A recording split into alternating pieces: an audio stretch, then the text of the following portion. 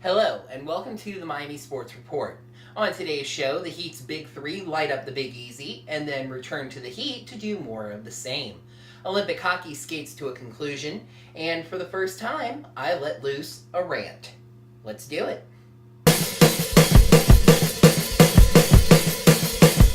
While the rest of the Miami Heat were gearing up for the second half of the season, a stretch run towards a third consecutive NBA championship, the Big Three had some business to take care of this week first, namely snapping the Western Conference's winning streak in the NBA All-Star Game. Off to New Orleans.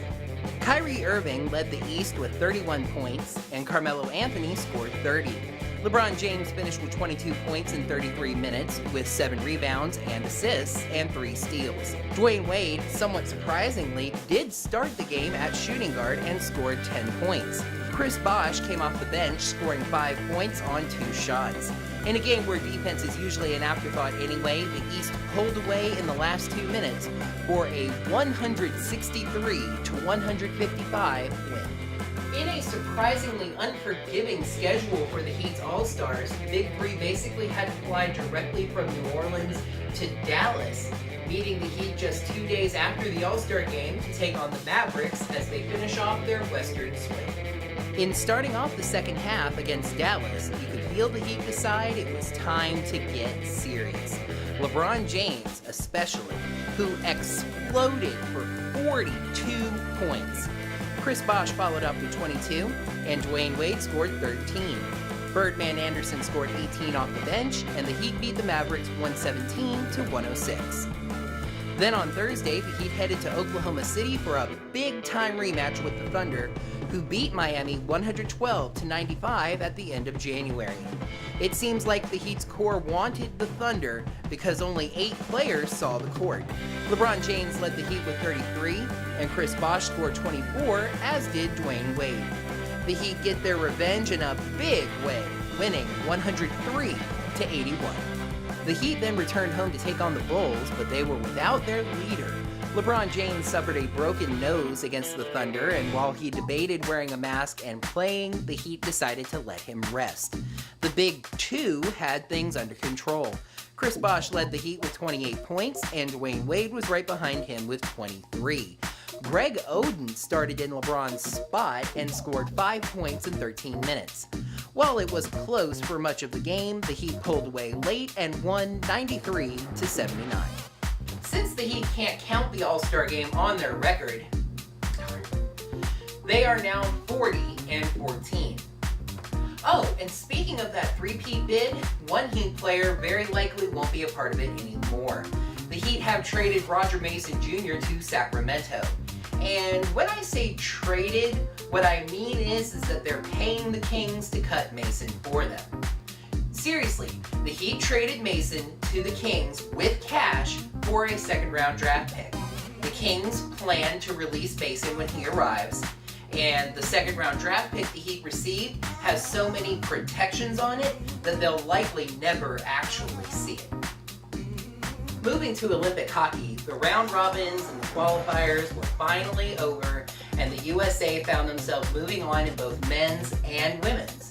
Let's see where they ended up as the medals were awarded. We'll start with the women, who on Monday faced Sweden in a semifinal game. The USA had their eyes on the prize, and the result was never in doubt, as they scored 6 minutes in and went on to win 6-1. 6 different Americans scored goals: Alex Carpenter, Casey Bellamy, Amanda Kessel, Monique Lamoureux, Megan Bozick, and Brianna Decker. That moved the U.S. women onto the gold medal game, and who else would be waiting for them but Canada? The U.S. took a 1-0 lead in the second, with Megan Dugan scoring, and extended that lead to 2-0 in the third when Alex Carpenter scored. With just over 2 minutes left in the game, the American ladies could feel the gold medals around their necks. But that was when Canada remembered that hockey is their thing. They scored twice in the time remaining in the third period, sending the game to OT. Marie-Philip Poulin became the toast of Canada, scoring about 8 minutes into overtime. Canada wins the gold medal 3-2 in OT, and the U.S. women have to settle for a very bittersweet silver medal. The U.S. men actually had one more round-robin game to get through, taking on Slovenia. They were not a large challenge. After 5 minutes, the U.S. had a 2-0 lead on 2 goals by Phil Kessel. And Kessel made it a hat trick with his 3rd goal in the 2nd period. Ryan McDonough scored just over a minute later, and early in the 3rd, David Bax scored for a 5-0 lead. Slovenia tacked on a goal with 18 seconds remaining, but the U.S. wins 5-1. Then it was off to the quarterfinals where the U.S. faced the Czech Republic. The two teams exchanged goals early in the first, with James Van Riemsdyk scoring for the U.S., but then Dustin Brown and David Bax scored for the U.S. for a 3-1 lead after 1. Zach Parise extended the lead to 4-1 in the second. Phil Kessel scored to make the lead 5-1. And after giving up yet another late but meaningless goal, the U.S. won 5-2. Much like the famed Miracle on Ice U.S. hockey team, this men's hockey team faced its biggest game in the semifinals, taking on Canada. In a hard-fought, low-scoring game, the Americans had their hearts broken by Canada once again, as they fell 1-0. This loss sent the Americans into the bronze medal game, taking on Finland, but you could clearly see that they had their hearts set on gold, and bronze was just not a motivation for them. The Americans tied their biggest loss in Olympic history, losing to Finland 5-0. The American men's hockey team finished the Winter Olympic tournament in 4th place. We're going to wrap things up with a new feature here on the show. It's not something we're going to do every week, but it's something that we're just going to kick into the show when things are running a little bit short. It's called Sean's Rants, and as the name suggests, it'll give me the opportunity to rant about something in the sports world that just doesn't rub me the right way. On Thursday, Major League Soccer announced that they are going to buy Chivas USA, one of 2 Major League Soccer teams based in Los Angeles. European or South American team names in American soccer is a rant I'll get to another time. They announced that they are going to sell the team to an ownership group that intends to keep them in the city of Los Angeles and build them a new stadium so that they don't have to share with the LA Galaxy. I agree with the latter, but not the former. They should sell the team, but not to a group in Los Angeles. Sell them to David Beckham so he has a roster to shape in Miami. Sell them to ownership groups in San Antonio, Charlotte, St. Louis. Sell them to a city that doesn't already have a Major League Soccer team. And that's my rant. I am annoyed with the concept that a city can be big enough to support more than one professional sports team. I think that one city should support one team. Build a larger stadium. Make sure you have a good TV contract. 2 teams playing in one city just seems greedy, especially when those 2 teams are playing in one stadium. I'm more okay with setups like the one Major League Baseball has in Los Angeles. LA does technically have 2 MLB teams, but one of them plays in Anaheim and one of them plays in LA proper.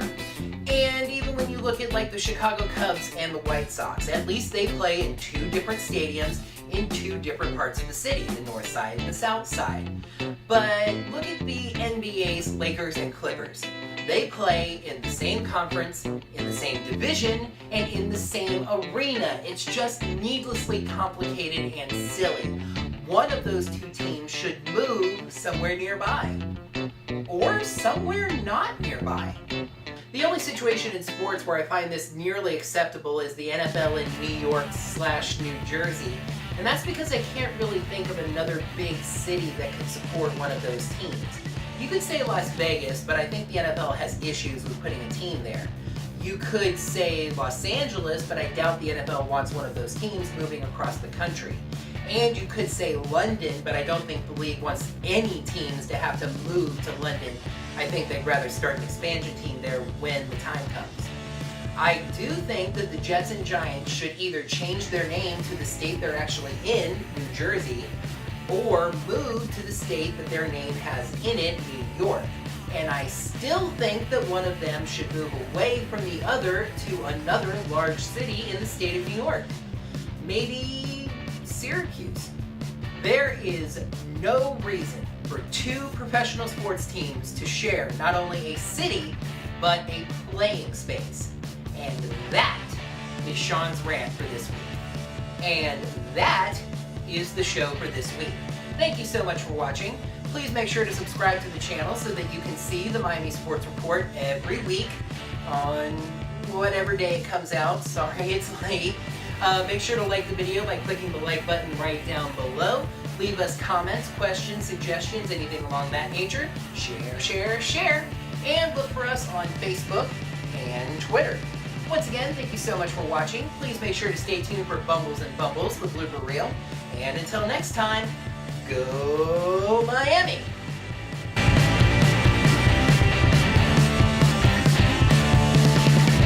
On today's show, the Heat's big three. And my sleeve is messed up. On today's show, while the rest of the Miami Heat were gearing up to namely snapping the Western Conference's streak while the rest of the Miami Heat were gearing up for the stretch run of the season, taking off namely snapping the Western Conference's All-Star streak in the name. While the rest of the Miami Heat were gearing... What does it say? What does it say? Cannot project because the battery's low, right? I'll plug it in after this take. Actually, I'll plug it in after the Heat one because a lot of times when I plug it in, it changes place. While the rest of the Miami Heat were gearing up for the second half of the season, a stretch run towards a third consecutive NBA championship, the Big Three had some business to take care of first, namely snapping the Western Conference's All-Star streak. The Big Three were blinking at me. One of two Major League Soccer teams in Los Angeles. Sell them to ownership groups in San Antonio, Charlotte, the other one, that city, Punxsutawney, Glendive, Montana, Quitman, Georgia. We'll use a soccer team here. What the heck? On Thursday, Major League Soccer... Woo! You could say Las Vegas, though I doubt the NFL wants... You could say Las Vegas, though I doubt the NFL... Then I start self-destructing.